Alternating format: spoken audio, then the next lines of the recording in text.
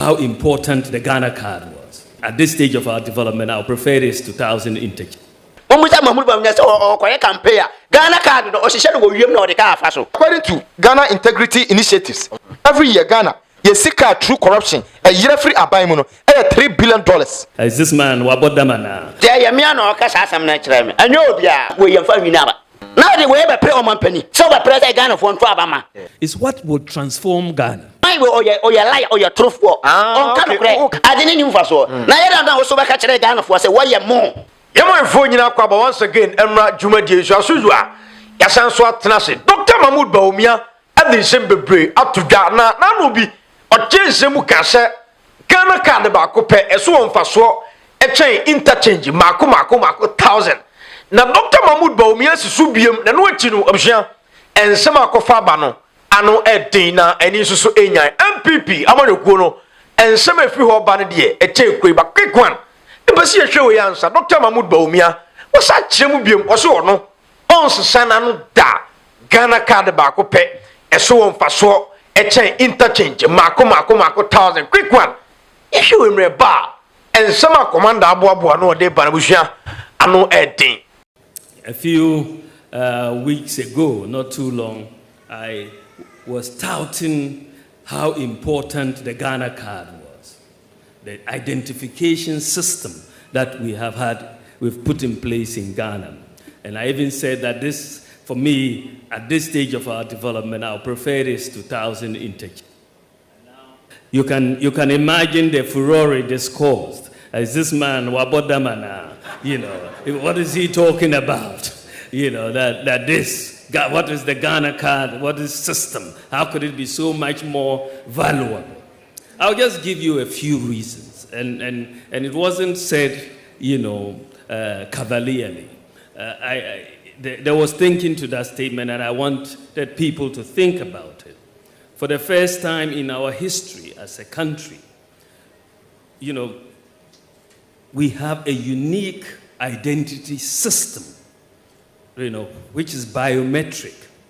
So we can uniquely identify every individual, whether they are alive or dead, right? We can uniquely identify every individual. So immediately, if you can uniquely identify each individual, the case of ghost names on our public sector payroll will become a thing of the past, immediately. Once we do it, and I'm working with controller here, we're doing a lot of good work on the controller payroll database and cleaning it up. If you look at what has happened recently, National Service Scheme, we found 14,000 ghost workers, saved annually 114 million Ghana cedis to the public exchequer. From 14,000, just from one institution, National Service, 14,000 ghost workers, because we look for unique identity. Just a couple of days ago, SNIT reported finding 27,000 ghost pensioners. 27,000 ghost pensioners. And they were being paid 327 million Ghana cedis a year. Two institutions, you add a yearly savings that these discoveries have made, just in two institutions, 441 million Ghana cedis. Over 10 years, you are talking of over 4 billion Ghana cedis. This is just two institutions, and you can be sure that when we go through every institution, you will see that we will be able to eliminate all ghost workers, thanks to the Ghana card. As a result of the Ghana card, we've made it the tax identification number for everybody. When we came into office in 2017, only 4% of adults in Ghana had a tax identification number, 4%. And you can see most of those are in the formal sector. Not many who will be registered for taxes. We said, let's make the Ghana card number the tax identification number. Immediately we did that. The number of people that have tax identification numbers have suddenly gone up from 4% to 85%. And that is it. So now the taxman knows exactly who has filed, who has not filed at any particular time. And not only do we know them, we also have their digital address, so we know where they live. So tax collection is going to take a different path going forward because we now have the data. Fake birth certificates was a big problem, for our country, and it made it very difficult for people to trust our documents at embassies and everywhere, because people would just go and have fake birth certificates. In fact, when we went to the births and deaths registry, we found 3 different databases. 3 different databases. We had to harmonize the databases. But once you have unique identity, you will not have fake birth certificates. There will be no football age versus normal age. That business will come to an end. Recently, you will know that I think our women's team was banned for presenting some overage players. Hopefully, now we are going to strictly require that they bring their Ghana cards before they are going to be registered to play. Today, with your Ghana card, the Ghana card the banks are very happy with it because it gives all the KYC a bank needs. One of the problems we have had is for people to open bank accounts. But today, if you have a Ghana card and a mobile phone, you don't have to fill any form at all. You can just dial a USSD code and put in your Ghana card ID, and a bank account will be open for you, and you can start transactions immediately. So we are bringing in financial inclusion. When we came into office, the proportion of adults with bank accounts was less than 40%. Today, because of mobile money interoperability and the Ghana card, today we have over 90% of adults either having a mobile money account which is interoperable with a bank account or a bank account itself. And that is very phenomenal. We have one of the things that has really, since I was at the Bank of Ghana, one of the things that kept eating at us at the bank was the absence of a credit system in Ghana. In many countries, workers don't have to just live on their monthly paycheck because there's a credit system. If you have a regular paycheck, you will be able to get a way to buy, a TV on credit or a fridge on credit and all of that. A working credit system.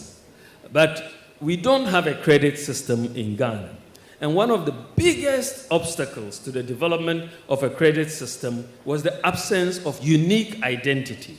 The credit reference agencies need unique identity to do credit scoring so that everybody will know what their credit score is. So if you don't pay your bills, you will have a very low credit score and they will not give you credit. If you pay your bills, you have a high credit score and you will get credit. Now, many developing countries, including Ghana, we've not had this credit system because of the absence of credit scoring. But because we have now linked all bank accounts to the Ghana card, we are linking the bank accounts to the Ghana card, you have unique identification for credit scoring. Yesterday, I had a meeting with the credit reference agencies and ECG as well as Ghana Water because we want to make sure those who don't pay their bills on time, it will affect your credit.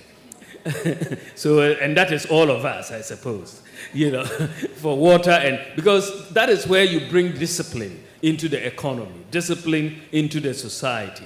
But thankfully this year, and I just know that in just a few months, Ghana, for the first time in our history, we will now begin a credit scoring system in our country. And this will allow credit to grow. We can tell who is the risky borrower and who is not a risky borrower. And banks can then give lower interest rates to people who are not risky borrowers. At the moment, they assume we are all risky borrowers because they cannot tell.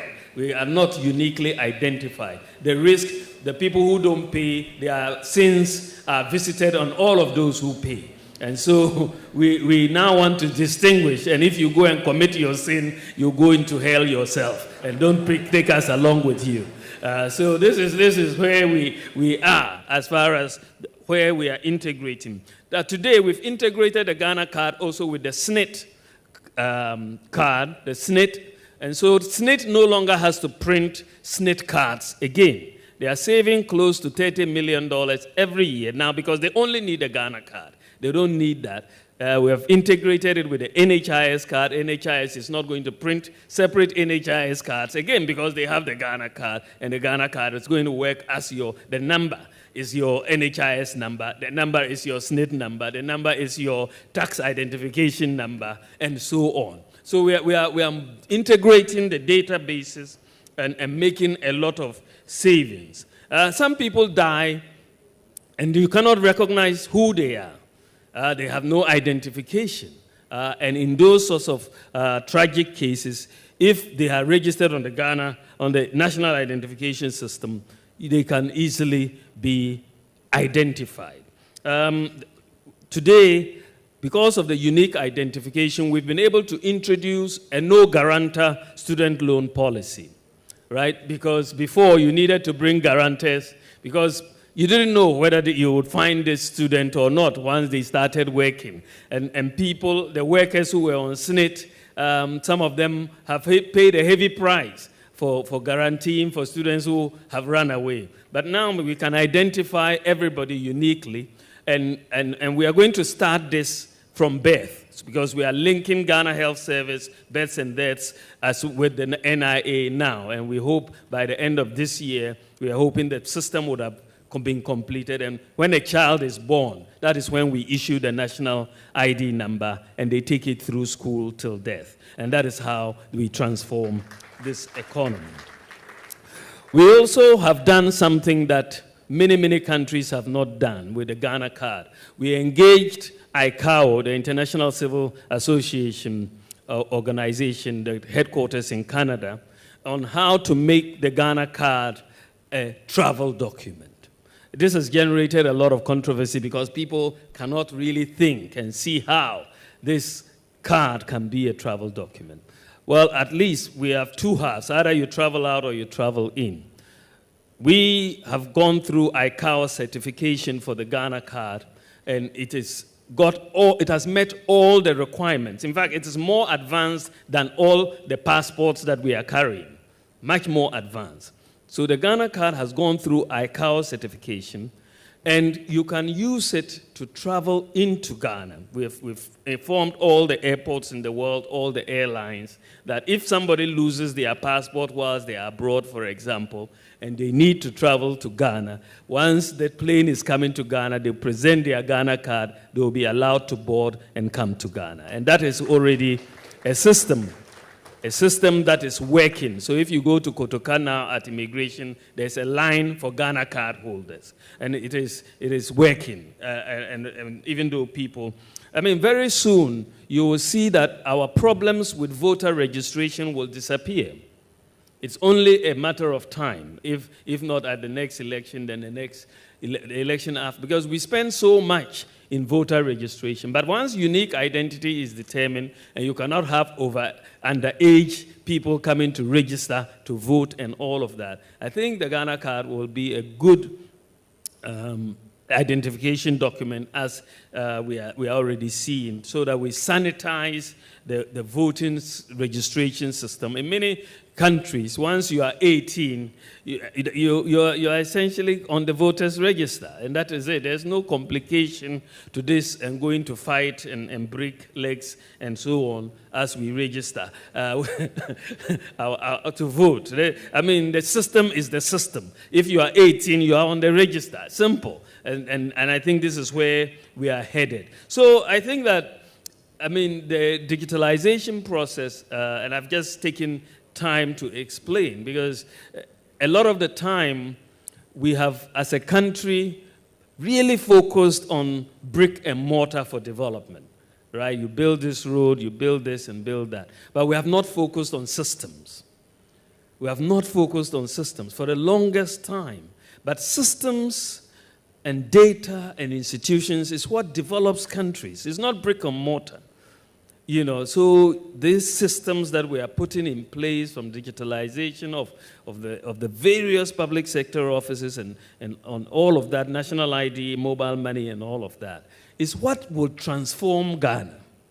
It's really what will transform Ghana. And that is why, as we enter the fourth industrial revolution, we have... Okay, Commander. Yeah, the writer. Dr. Mahmoud Bawumia. Yeah, Vice President. Na minim Ghana card yo de Ginidion. Yeah, the writer. Ghana card no or the Ginidin part say ne nyina nim say kan sem no be frame ni biemu. Say ko nya opportunity a. Wo say na man for twena boss no say we no kra ka say ebi mu be ka say wa bodama na. Say obeka sa asem. But ogina ba bia ogina. The writer. Na say Ghana card so na e frame no. The writer eno de e economy no. Economy na Akuffo ade oh ende me nya de. Nti bra be kem ho na be boa me no man ni nya ye. Wo ba ya so oh. Me economy class na minimum na den wan kan kran che Akuffo ado the better economy no on camp say onimo on more so the way ni say me nka ho asem what asem na say da bi say me che say economy nti na Akuffo ado ho frɛ no okay nti obae no ene wa faili okay that means say onim ho hwe nti okwa no say twa Akuffo ado ntro na odi Ghana card mo gini din ana de bi che the better when de mate wase me che say economy nti na Akuffo ado frɛ o okay nti adwuma no ntimi nya ka che papa ne say papa ade me nhyɛ da nya de economy na wo hu a wo frɛ me no me nya de saa na say ho na Akuffo Dr. Mahmoud Bawumia di kan twa ntro Akuffo ado ntro ba da Akuffo ado ahu okay nti say o twa Ghana for ntro na che normal mamu me nka ho asem because Akuffo ado kwa de ode ne baaye no dada no what you say okay mate wase Ghana for agro kwa mate wase ya nti on any day still Dr. Urumia be choose Ghana card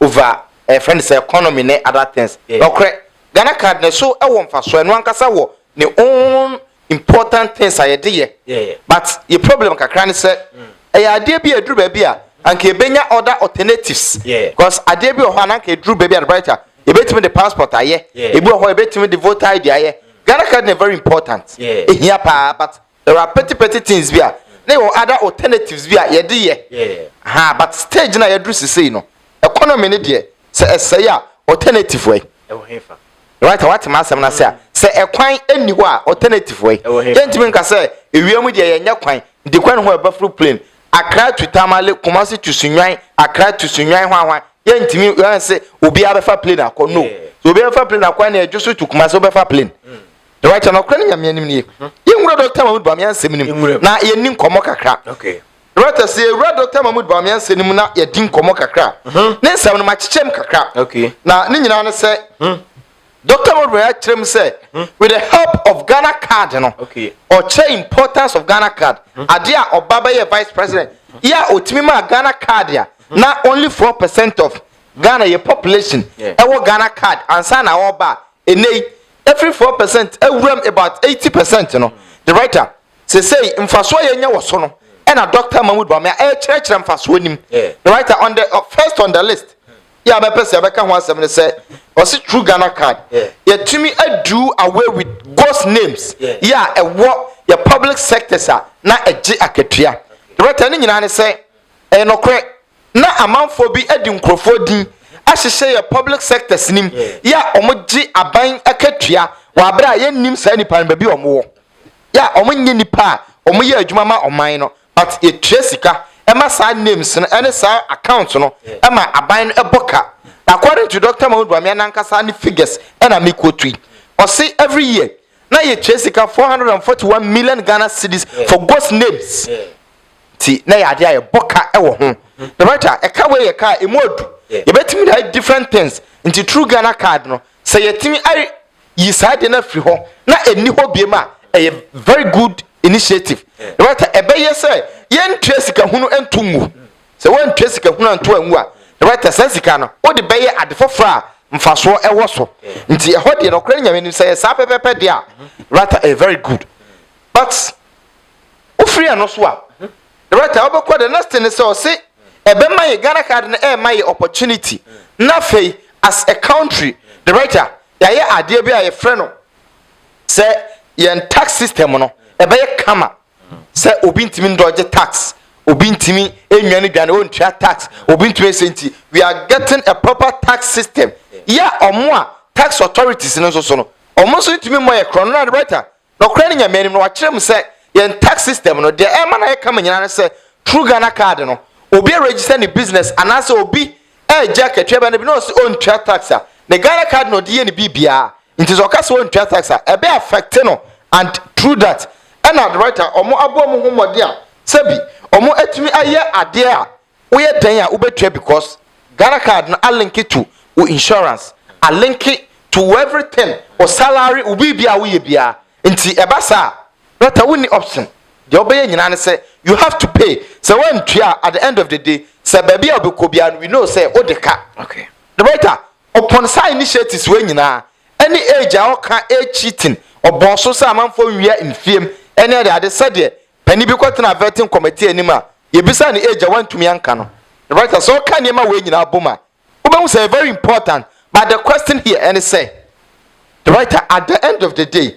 we any basic needs na ana but the most important question I'm person me bisa wa han say the writer ye track agisika 441 million Ghana cedis every year sika ni modu pa but unim sika ye lose every year the writer according to Ghana Integrity Initiatives under the Transparency International the writer almost say every year Ghana ye sika through corruption a year free abai mu no $3 billion timi bisa say you fight against corruption any ghost name see right at the hand of Seba first 441 million Ghana cedis any $3 billion na say 3 billion Ghana cedis kra 441 million Ghana cedis no do do say na about 3 billion Ghana cedis compared to 3 billion dollars right into so what there be a ka say be say ye wade bi ho a minor ehia but a minor you the major ones now major ones li bi ene yes ade we corruption issue na ye ka no na na do kan ye e ma Dr. Nduamia so kan bi say corruption one main tenor omo ba be make sure so be put into check omo be twa corruption na omo ndwem but afei na ayemo sir corruption ayemo Ghana every institution a school for nyina jijijiska watch my omo senior high school security so omo nyina jijijiska the writer hard dwen pa now say your access say corruption kwa ho ye sika yira yebetima asiar na every year $3 billion the writer ye try den adentina no de yem put a step on this na yentumi enji sasika no yensi ntokro no penform ni baby ewura but because sasika no ko omu botom enu nti no sasika no de omu be jai leakage no amasika na ko omu botom but baby ehia no de Dr. Nduamia ne penform no will not concern there but baby ehia bebre no ho no mbeko yes ghost names no be ye free but the question is after that no the writer there biem na wo ye oyi free mu wie ye no e dey biem na wo ye what put two measures in place to make sure say at the NCA na the writer say ghost name si kra no it may still I see it say a fully part of yen corruption sikana every year bia eyira no and hwam nsem na ekọ the writer me ntumi emfa me din enko hye controller say ontua meka it will take penny be out office nti penny no me na me appointed na the answer is nipa no appointed no one supervise penny ni ye nti say who supervise it shouldn't be like say a achievement be a bros wama the right aside Dr. Mahmoud Bamiansem no okoya kodre stage or say credit score credit score ni say ye be hu sesa nipa we otua the tax ontua the tax obobusia wotua obobusia wontua into a deserve say bank eba ne pesia o deserve say uye we ma no ana ma no writer sade no kra ne yamianim ni credit score ukọ advanced countries na eye adwuma but asem ni nyina ne say the writer menya adwuma minihwe o say credit score like how menya adwuma me nkwaje bosia mpo a mintimi ntua we are talking about credit score mama adwuma mom se menya adwuma na waka credit score ho asem to give me employment na me nya adwuma na sika mra mensem sika mfa mensem mini bank mini bibia wo bank right o ka credit score like how nti o make sure say the most important in aye adwuma no se me nya adwuma wi you can put me under check but me nya adwuma na also check no check me wo there ho right don't check me because me nya adwuma ye nti o ma mi sika obi ama me 10 Ghana cedis a medi mintimi ntua but se wono ma adwuma then you can make sure say enipa we every month or jisika say and to say now what or the say taxes or jibusia say now setting every month then you put me under check and yes sir the writer finally Dr. Bawumia say true Ghana card any modern mama bono majority of Ghana for in your bank account that writer same way as sema what's here now I dream say Dr. Bawumia what sort of campaign message in here the writer and as NPP for Oman we obe a campaign we know the writer winning problem back where say would you be quite election now Omano ekolusu with a certain gap be a trip party in form nti ebasa going into the next election a very difficult say over close be a gap opponent ebe be amount nti ade a wo ye ne no say 1 to 2 year na e affect you e we election mu na gap ebe ye huge ebe say affect you in the next election even who change candidate the writer bank asema ye ken no kwene nyame nim nie ebe ye say every Ghanaian will have bank account yeah so we say Ghana need bank account but no kula woman say menya adwuma mini 1 cedi obi amfa sika mbreme me ko be bank account za yeden bank account the writer ye ka say bank ye sika kwa bia ye kwa sika wo ho e sika ho adwuma ne ye menya sika ho adwuma menya sika mini 1 cedi there is a survey that said Nkrofo Ghana every day they cannot work and get 5 Ghana cedis adena yan work to improve san Nkrofo no day minya 5 cedis say na mini na say na me fa nko bank right how dey boa me say minya 5 cedis a day say na mini na say na me fa nko bank why don't we help san Nkrofo we nyina na ye nyom free ahokire any situation mu wo munim na omunya adwuma na sika e ba omu nsema right enye na obeto obi fu some first kan kwato bank accounts minyi ni say Dr. Bawumia abia free bank accounts e dey man Nkrofo no ye me a free bank account say bi o ma bia dia me menya we na menya bi say obi afra me say commander brana me a free bank account ema abai na see ye mi nti say wo kan say ya eye obi na atrese hu say me be say me bia me bank account but say depend ni pa o ye adwuma de onya adwuma oni 1 cedi right onko bia bank account now eze no yen hwa de Dr. Bawumia no onya sure say because of na onya politician moko fan from nowhere in Gino. I said, still now on Shian. Right, assembly in say the wakane no crack na ninchira saying na and say Dr. Bawumia omoko fan by na onye politician wa building a hodada. Nti political scene onimu nti messages NPP sell ye na ekoye no Dr. Bawumia thinks anything a obefa bia no say o chire mu ya ebeko. That is the idea. That means the writer on share BBM frame because so we share BBM frame anka obehu say in politics especially in election years your policies are emodu and your policies are yanketenkete no a supportive policies enipa ketwa bi na eji saade na chi nti always the writer okwa policy enipa bebre any dia chi no that is the main policy obeka ho asem ansa na odwa odin ketwa na enipa kakra bi edi achi a support it right as wanya ni sa wansua hunu ni sa now do you think every policy is a policy nti obeka bia sa dia right any wansua hwe nti I may conclude say the okan no so Dr. Bawumia in number of years away do NPP mu no onsua bibia in politics and nti na aye na dene say at this stage obe campaign with proper message a huge message yeah but Tom Crawford campaign na may say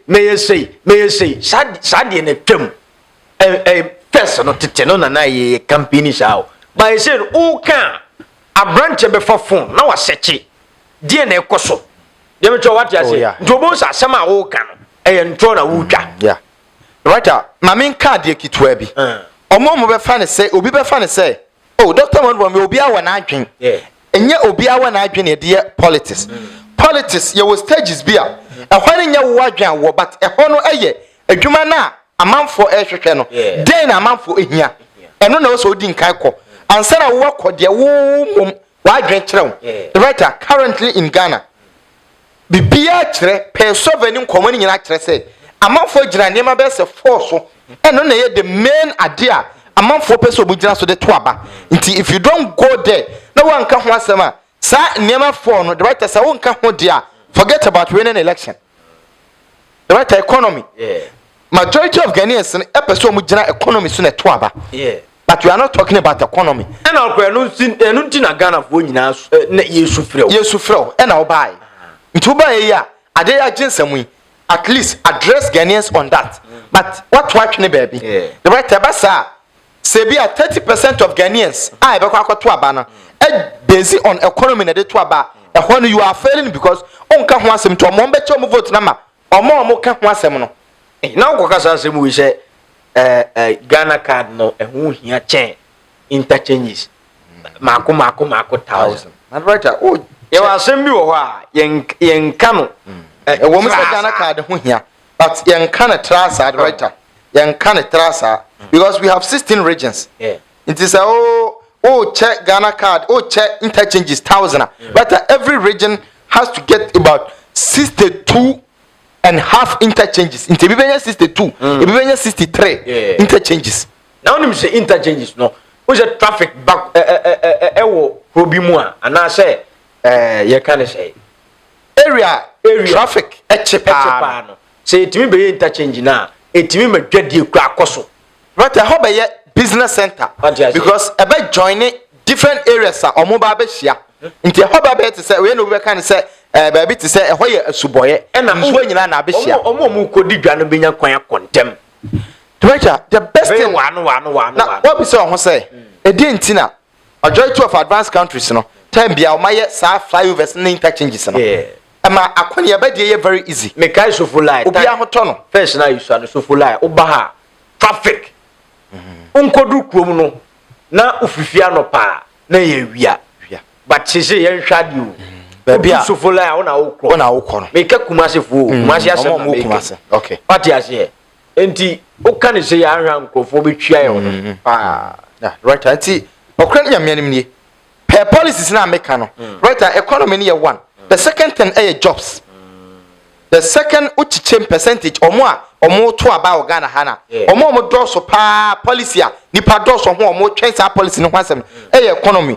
The second largest group no jobs. The writer. Now the third largest groups no omo share education and infrastructure. It's writer say one share sa niema we. Now the why dream because nkrophobia ho a omo de na say e na wo ya maye ye krom ha hwi ni ha munsi bibia ma munye se wote sa complaints ni pa. That is the third largest group. But sub groups me say we nyina we are not talking about them. You want to win election. Sub groups me say we the writer because osha businessmen any private investors nyina follow within economy. Omo nyina follow within economy. Any omo ya aban adwuma kra na majority of them they depend on the economy. And omo mawie school omo here adwuma no omo tifi omo they depend on jobs.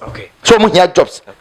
Now for omo the right omo maka na majority of them so hwe infrastructure. And omo kra omo di omo ho no o woni car woni phone bi about ohese ye kwan maye good facilities. Na ye mfa hwe ye ho ya de ne ade maye manya baby papa nko school. You are not talking about all these things. Do you think they will vote for you or not?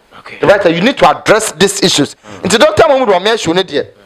Men can't quite. We are not against anybody. But no cleaning a minimum. Or your vice president, or that's why he has the opportunity. Set or bet can a hoshi. Now we're changing your maybe. The right, I guess, Adia. Per this policy, you know. Right, a momre, kakra. I momre kakra. Yama bigi Jesu mrem. Na on some fakakra emesoso. Ti mama na kunwa dia mama na kwaba abigi na bokọ de sina manya me adum na ona baka in Japan da ruma me ho de pa we dey quick one Dr. Mahmoud Bawumia wasan ba biem so say obes kan wa kan biem Ghana card ba ko pese hu hia change interchange be 1000 quick one nwuram de brata me chia hwefo nyina na okay ya no say gofo be kasa de wa bodama na o say de wa bodama na de Mahmoud Bawumia no ana sa abusa question kasa we yete sisa no gofo bi be kan already ayamia o no ka ayamia o ayamia no ka kire me sa se me kasa Mahmoud Bawumia bodama na ayamia onim se o ka wi a me mababa ka de ayamia no ka sa asam na kire me anyo obi anje mama ayamia no ka kire me ayamia anyo ayamia no ka sa me ba dia ne sam no aka no obetena se ka no eye enema enye enti me bia me no meka say e bia say enti wo no ade nka kana asama mama enti ye nkoyenim the brother mahmudu ba wa say Ghana card first na me say bia na ni su na biri no say na ni su ate no enti mahmudu ba nya Ghana card so wo mfa so chen interchange cards wa repeat ba mienu awa Ghana ha ti mahmudu ba nya wo say aka no to ma ni apam no free o manim ko mahmudu ba nya fa so bia ni so wo o manim de dabi the brother enyem na meka wo ba wo baby odu no card o baby odu no odu ma baby awadi wo sua de odu wo sua de mindru ho obi so o nya Mahmood Bawumia ye minya na ye awo minya na meye ma menka sase me minya na meye baby a minya na menye se metwa nto Ghana card ka kwanya oya campaign no ofa odiga o hihye Ghana card wo wiem no wafa so omusa Mahmood Bawumia se okoya campaign a Ghana card no o hihye no wo wiem no odika afa so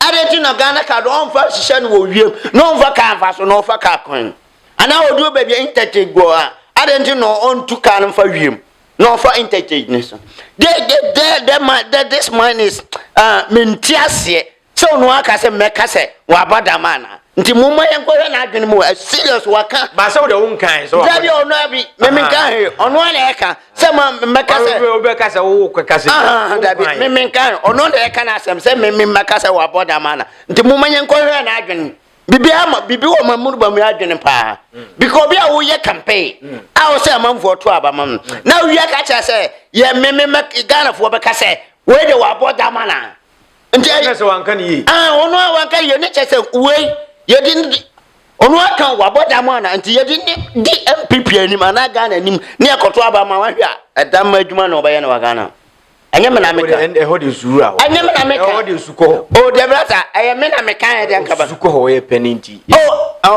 me awe so ye pen mo o mabusha man kama nimba je aso mabusha pen de o ye ne nyena o se me ka che busha pen de o ye ne nye so what ya say o ye mabusha nya kama nimba je se Dr. Mahmood Bawumia kasase ya campaign ya NPP o party na be ko sai anasagu sa anasagu the brother man kasase me on Ghana on said obi a o dwene ko akiri o pe o man nkoso na o sika che se Ghana card ba kun na Ghana card so won fa so chen interchange by 1000 ya na ni pa we okosa line ekoto abama ni pa amani pa kra mimi se sa ni pa no na adwene se bio entwa correct mimi so wa adwene because o press mpuntu omla ka kwan yenye ka kwan ne to ka ne fafa so na ni pa so Ghana card so won fa so chen sa ka kwan na wo ko line ko to abasa ni pa mimi se wa adwene nye Ghana card ne nyana minka sanye aye na Ghana card no yenkan sa se goods ni interchange beta dabi wuti minka dabi no mambusa se wo ko ya Ghana card o fa he na akọ o fa kwan so ti sa kwan ni nya me pese me busa mamuru ba sa kwan na eni ho a kwan be so o fa so kwan anka se kwan o se interchange nya kwan na ye na answer na interchange ba aye kwan ene aye answer na interchange ba ana me boa kwan be so fly na wo do so first na wo do so fly na interchange ne ka emo traffic nche na chi ane traffic chi wo do na we ya na pa na me ya sampanufo Mahmood Bawumia wo tu kwan wo nsua de wakwa abrichire kwa nti sa na me we wo nti obeti akwaja mbrofo no ka cha se Ghana ka so won fa so ka mbrofo me kan okra na achira buoni a cha sa me Ghana ha yes so ne ma so ye obi anya ye de dabi yes so ne me de brata o se ya ka chira Mahmood Bawumia se Ghana fo omune me ya adwen se de me kana ye ma Mahmood Bawumia enja NPP chire je no onja Ghana chire ni enje because fa so bia ni Mahmood Bawumia so se me first no de entia na me kana first na me say ebia no onim de oka ane wo hu de oka no wasa ba repeat 2 times say Ghana ka so wo fa so che interchange 1000 ya na sa ni pa NPP mpanifo adi Ghana fo abro NPP mpanifo adi ye party na abro because some the black camp we yan fa wi na ba ta me kan no kura na atira we sa sa wo ko play zoom lion penny onya sa o de ko praise zoom lion penny wo Ghana ha so masa onya na de we be pre o man penny so ba press Ghana for nto abama na o kan na me pese kwan na mo o kan nti Ghana for kosan la o mo kose o mo koto ba o mo fa hin anyi sa the same interchange ananya ono so na ka se Ghana o ma ye interchange bebre na dia o se so ni mfa so no ayada na wo ye ne che se mai we o ye lie o ye truthful on kan kure o kan sempa o say se what aso o say so ni Ghana ka so wo mfa so chen sa ade no ade ni mfa so na ayada na wo so ba ka kire Ghana for say wo ye mo na che se o ba o so wa ye mo sa ba o sa se so ni mfa so na che se yen ka de na enchero na che se mai o ye truthful on kan kure ayami ya me kra me moja mudi resie se me o moja di resie na se ye wo de da bi me anatwi na won ti ase me moja no e di resie e di pene se me di resie dia tie ma me nyamten ma me kante wo be ti da me kan me ti ase me moja ni e pre se na moja pre nye di resie me di me ho koma MPP we ate so se MPP we ate so fa so bi MP o me ra pese o ka se wani agi se o mo de Bawumia bae why for the dear say me mani agi for mo na busa se for the for my we there fa so be no for the say me mani gi no ho ho say me ana de brata say ka me kasa ade ka me ne be ko nwura makoda adama de ache yen ka no kwankyere Mahmudu Bawumia MPP mpanifo say anti Mahmudu Bawumia ko gena nti obi ntimi ntia ne say free platform no no bi ono no flag bearer e so ne kasa e ma ne Tony Pasum ye so kasa bia no a e twe nkrofo fro sa ko MPP say e twe nkrofo da bi kan ye bia mu kan de o kan yo me say yes o kasa nkrofo bebre o mu free man na o mu ba se sa no mu ka o mu free engance so de o mu ba MPP mu koma wini 8 no omo okasa na mkofo na se Ghana ni bia se be obi a oni made obi a na adwene mu do na obagina ka se Ghana ka so wo mfaso chen a se ni bo okwa ha no ho nkosala so nkoto abama kanena Bible se kanena na ewosum ene ye ba han ye han ma kanena mu twa ntro me agi ai kanena o mu twa ntro o ma twa ntro ache ena ne o ma sa matwa we de wo ma ni ada ho aye me ya ebe ye o ya se MPP mpanifo ama nkofo bia ye o manya MPP papa MPP mpanifo man nkofo bia nya MPP papa sasa mwe na me makao me sa Alan sasa mwe Alan sole we kula betima dia wina ba sasa mwe Mahmudu Bawumia kan ye Alan betima faso wini aba sem Alan betima jina so TMPP mo krache Alan fonye on kasa oduru ba bi on kan kire se nema miensa na Mahmudu Bawumia kan kire o se Ghana ka so won faso chen interchange mako 1000 ena o sa ba ka bi eto so nimpo e mukoto abama na vision be na woni ni oni vision da na una o vision yes wo vision me vision me o vision ade a menim se enye no me nkoye ade a menim se mfaso oni minisu no me nkoye de brata ade a me hu se ade we mfaso oni su na me ade bia me kuso me ka se mfaso oni su no eni ko se me guso ameye ne se me yetrofo nti ade a wonim se enye no eni ko se oguso abo ho dawuro so woye ana Mahmudu Bawumia okogena so waye interchange meboa waye bi ana wa san ba gena say Ghana ka so won fa so wachen no te sa ne de ne mfa for the for the yamfa ne for the say yamfa se Ghana ka da na yamfa se interchange for the nanti sade my way maka me same people for o ma depart na bro ana o ma kill part no kra o ma kum part no MPP mpanifo no o ma kum MPP kra o ma kill no o ma ye ne basa o ma twa MPP ti afirish kra masa dem nipa wo adwene daachi opem pukofo biedie e wo ha musim kofa busuma basia so busum pa na modina si MPP ho me start say Mahmudu Bawumia onim fa so ma party no montemase the brother we cry yes ashaw nema Mahmudu Bawumia afiri sa amele kwa nema Mahmudu Bawumia ba kan wo Ghana ho wa hwe mo ho badwunu hwe nema oba ka kire wo say dollar akosoro no aso won fa so a chen say odum so ebe ko am say no a o quotation bi o say ewo Ecclesiastes chapter 5 verse number 3 nipa kwa nyame shira no say no a quotation bi ana Me bisa say e wo here. Ah, say me pese me twantro. Ma ye setrofo wokoka say wo ha na eni ho. De wo ho say wase obi ade abre nyame hira ni pakro so ama. Na say wo kan kro. Wo kan kro che Bawumia. Me kan kro. Nti me ada wo twantro me betena ha ma no hunu so tro mpa so. Nti ni ko say me betena ka de a enim. So asa obi ade aba ni pakro nyame hira no. Nti Mahmudu Bawumia oye trofo papa ye ka de oha NPP sia ye Mahmudu oye NPP bonsam pa no si NPP so the brother yeah say me say me party no I like NPP me drop out party no I was a party me man solid jina na party dachi ye nti me ka me say ka biem do oha NPP aye bonsam Mahmudu Bawumia on e say NPP no papa mo pam no mfina mo he NPP bai about NPP by Anumunya Masampaso.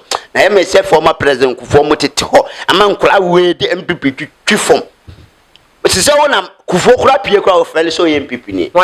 Former president Kufo. Oh, PS say of Fellow NPP. Nanyon Kota Bawumia. One quiet because one Casama may cannot correct now.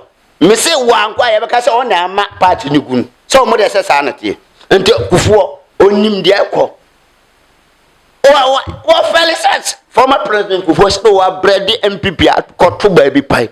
Anka was an anado mo a yen pa and Mahmudu Bawumia o my NPP o my yen sent to ma and no mode a crazy as a gun no mode patu tum and the Manchester tumna a day.